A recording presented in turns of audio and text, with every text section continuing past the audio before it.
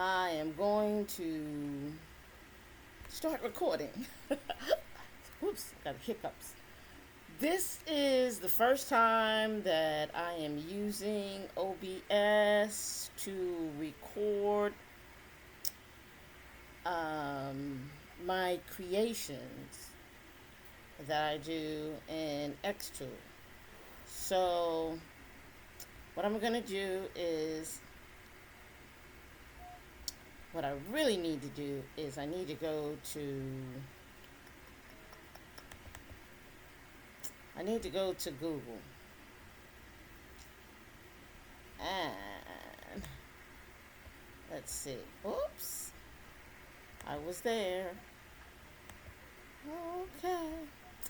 So I'm going to go to Google and I'm going to look for an image. And I'm doing this all from off the top of my head. I don't have any images that I have picked out before. So there's a little bird there. So let's see. So I'll say bird free. Oh, it went up in the wrong place. Bird free clip art. And lots of times, because I don't want to have to fight with all the other stuff, I say black and white. And then I look down, and even though I said free in the search, I end up with stuff that is not free. And so I have to double check it as I look at it. So let me click on images and it will give me more of just images. So let me open that up some and see what I can find. Now see, this is on Pinterest. It's simple. Let's see. Black and white. It's free pick. Let's see. Let me open that up. Free download on free pick. So let me visit it. Okay. I don't see them asking me for any I don't see them asking me for any money. So, and let's see. Let me click on it. Maybe make it bigger. Yeah. So this is free. I don't know. Sometimes to make my life easier, I just use my keyboard to capture the image. So now I've captured the image and it's on my I guess my clipboard. And so let's see. I am now wanting to, let's see if I minimize this. I want to open up Xtool Creative Space. And when I first got my, I'm not sure. Let's see, recover what I had, because I'm not sure what I had. Oh, I'm going to say new. Yes. Oh no, I don't want to save it. Cancel. Okay, so now it's new. And control view. Pull it. Can I bring my image in that way? No, I cannot bring my image in that way. So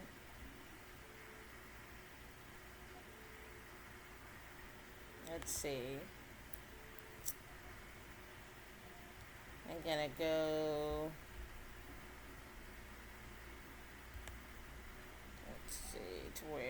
Let's see. And I cannot remember where my screen. I have two laptops, and so with two laptops,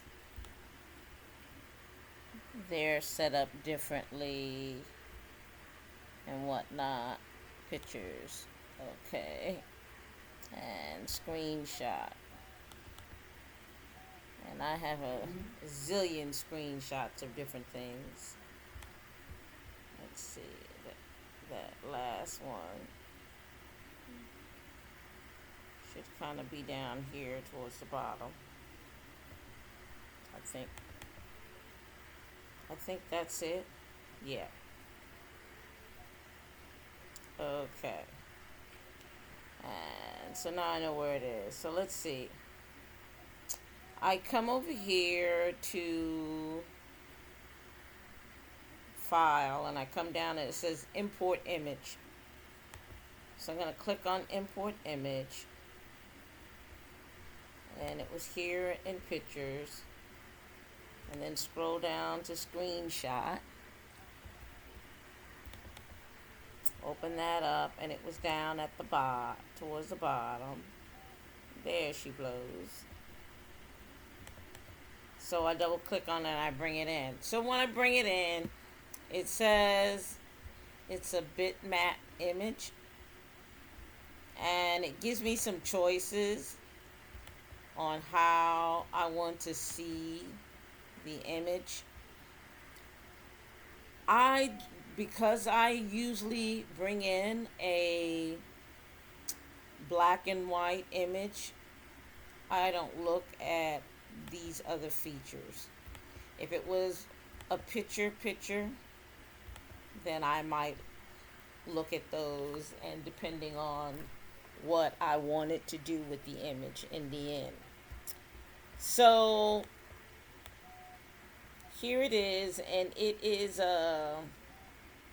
it's probably a PNG file.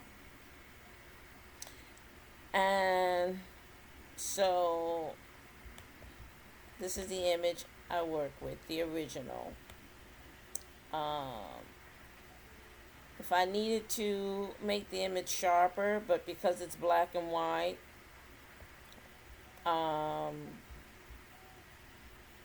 okay. I've not ever really messed with that, but you just saw it went fuzzy. Okay, so now it's sharp. I generally don't mess with grayscale. I just leave it at the default.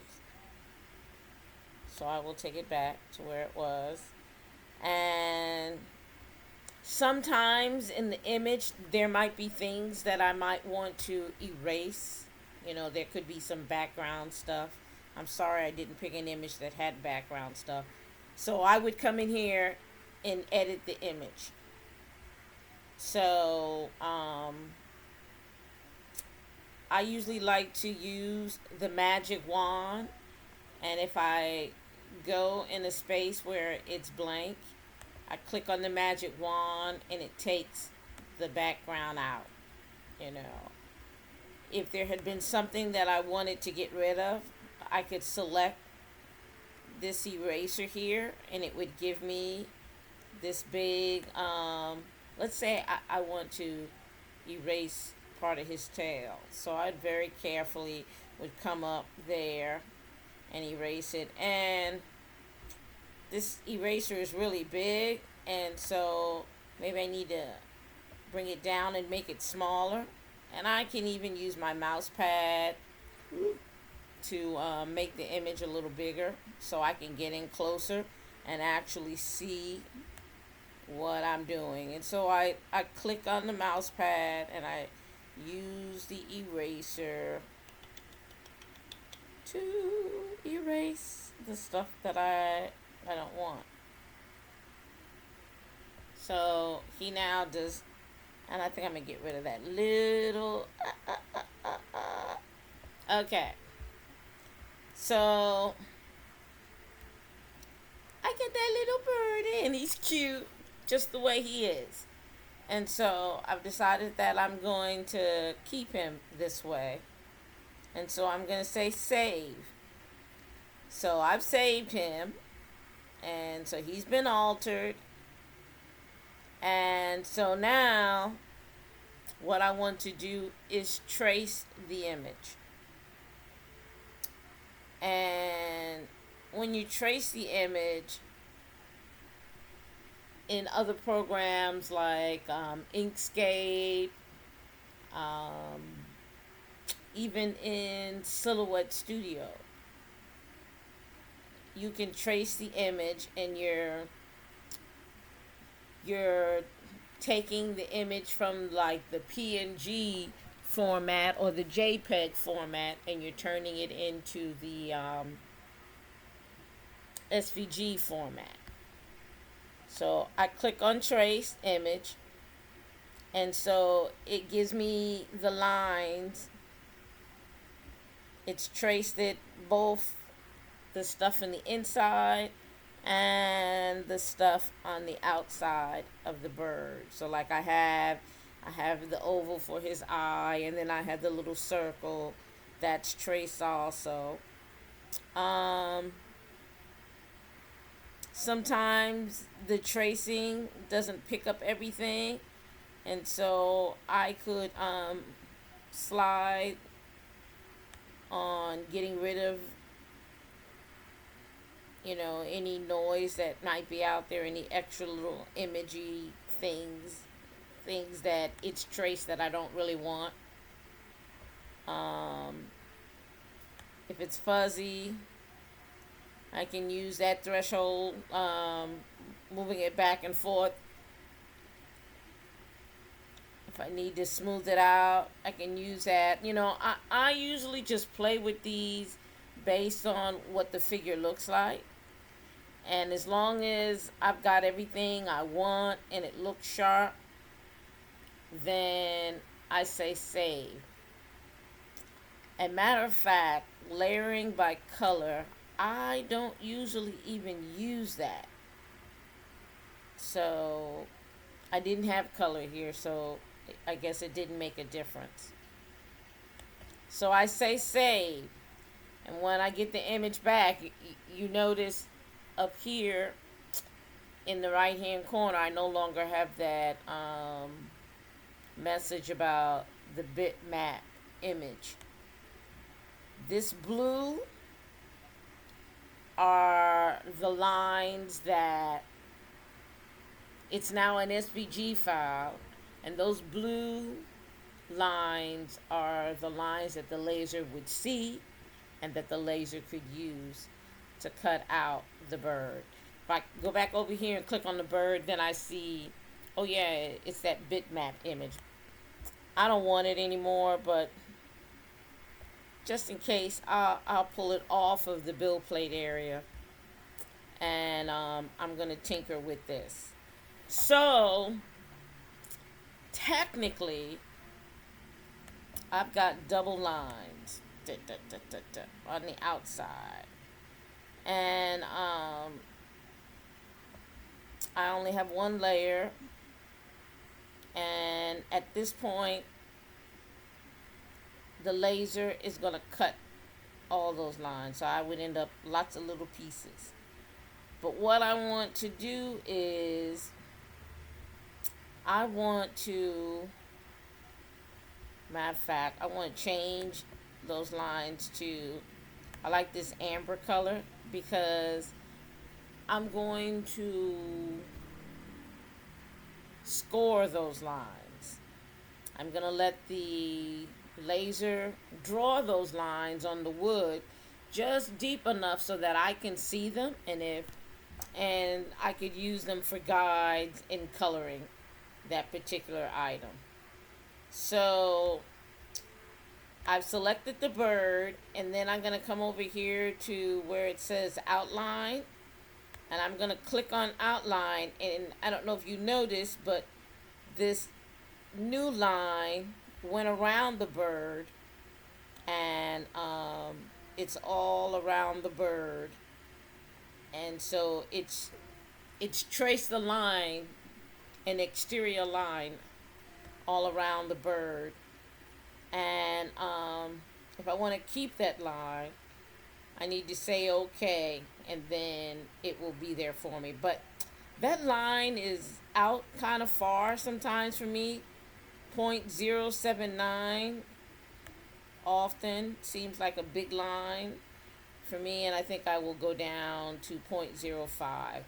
And so it just stepped in closer. Um, and then I'm going to say, okay, the green arrow here sometimes gives me extra lines. Sometimes when it doesn't trace the things inside, if I click on the green arrow, it will give me the additional lines. It says add the inner outline for bitmap, but I didn't need that. And so I guess if I had brought in a bitmap object, it would have traced it for me if I had kept it in the original format. But this is an SVG, and so that's why the green check mark doesn't do anything for me. But if I don't save it and I go out here and click on it, oh, I've lost my line. And so that often happens with me. So I have to go back and request it again. I want to resize it to that 0.05. Get it in closer. I say my okay. Now that outer line is still the same color as the original drawing, and so I said I was going to use that color to score the item. So I want to just select the outer line. And is it going to let me select the outer line? Okay. Yeah. Whoops. So if I go over slow, the outer line will highlight. I'm going to click on it and say move that line to, I'm going to move it to black, because I know most of the times black is, for me, is what I'm going to cut with.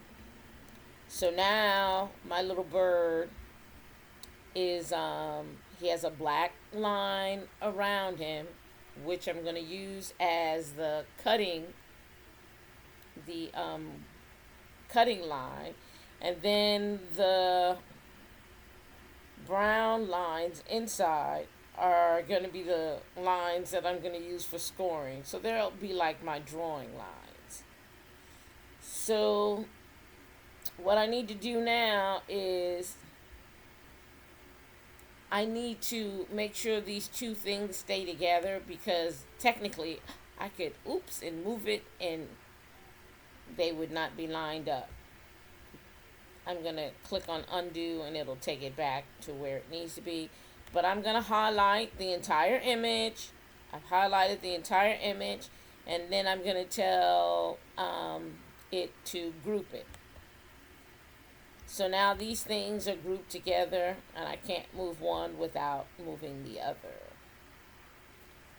So when I go to cut, or when I go to set my little birdie up for scoring and cutting, like I said, the brown layer, I want that to be an output, and I want that to be scored. And generally for me, when I'm scoring something, I only have a 10 watt, so I usually select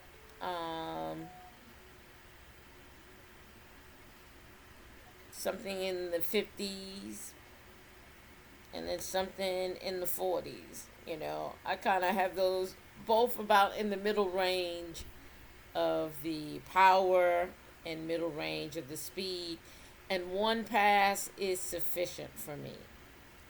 So that's is what's going to happen with the brown. Excuse me, the tan lines will be scored. The black line, so I click on that, and so the black lines, I want that to be my cut line. So I want it to be an output, and I want it to be cut. So once again, because I have a 10 watt laser, and I could cut this out on wood, I'm going to tell it 100% for power. Then I usually go down to about 2. Ooh, excuse me, it's getting late in the evening. And so I go down to 2 for my speed, and then I pick 1 for the number of passes, because it generally will cut it at that speed, and it will cut it in 1 pass. Let me save this and call this Little Birdie Save As. And I don't want to save it in my screen. Let's see, I want to go save this down in my Xtool. And I'm going to call it Little Bird.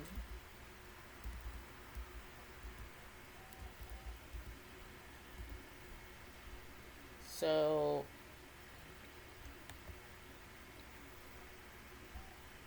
it's in my Little Bird area. And let's see, how big?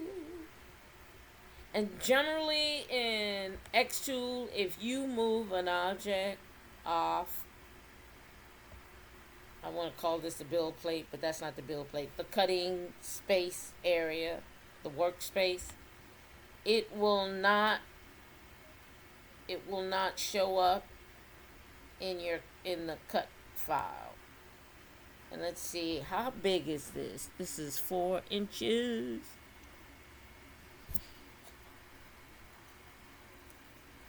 I'm gonna scroll down. Actually, I'm gonna come up here and highlight height and say make it 3.5. Make them 3.5 inches tall. So I'm not hooked up to my machine, but if I was hooked up to my machine, I could go off and engrave the little birdie, and it would cut out, and I would have the little bird. Now, if I decided, let's see, I'm gonna make the little bird bigger. I'm just zooming in by making the screen bigger. But if I wanted to turn that bird into something that I might want to wear, I could make a circle. If you hold down the shift key, it will make the item, it will make it, in this case I was making a circle. It will make the circle perfectly round. If I had the square, it would have made the square a perfect square. So I've added, let's see, I think that needs to move up a little bit. Yeah.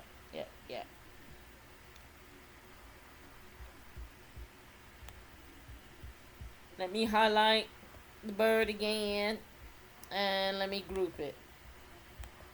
And because the last layer that I had worked on was the cut layer, the black layer, it drew the circle in black so that it would be cut. So that's the basic way of turning an image into a SVG. And the great thing, I was like, go get it Xtool when they made this possible. If I want to export it as an as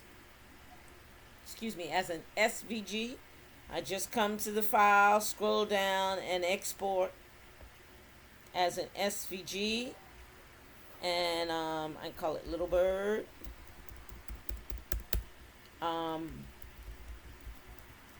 I could take that Little Bird into any program that reads and understands an SVG file. And that was really nice of Xtool, because the not the Cricut, because I don't use a Cricut anymore, but the Silhouette program. In order to export, you can go into Silhouette. I could have taken this same bird into Silhouette and changed it into this same SVG file in Silhouette. But when I was ready to export it out so that I could bring it into Xtool, the only way that I could do that in Silhouette is that I would have to pay the extra money to have my Silhouette account upgraded to the business edition. And it just so happens to be that I do have the business edition. And sometimes when I'm out and I'm finding things and I want to change them into an SVG file, sometimes I do have to go and use the Silhouette program, because it might be a picture and the a color picture, and the image is having a hard time translating into a pure SVG file for me on Xtool, and so I know how to do it quickly in Silhouette. And so sometimes that's what I do. And then I bring it into this program here and I cut it out on my, see, I've got lots of files there. And then I cut it out on my Xtool. So that's how you turn a image into a SVG file using using Xtool's Creative Space. I hope this information is helpful. I know I kind of created this particular tutorial on a quick fly for a good friend, Jay. This is for you. And if other people find it helpful, please go on and click on the subscribe button and give me some comments. Click on the bell so you'll know when I'm updating more videos, because now that I've done the one, who knows what else I might end up doing. All right, then, I'm going to say toodaloo. This is Cass WMS saying see you later. Bye-bye.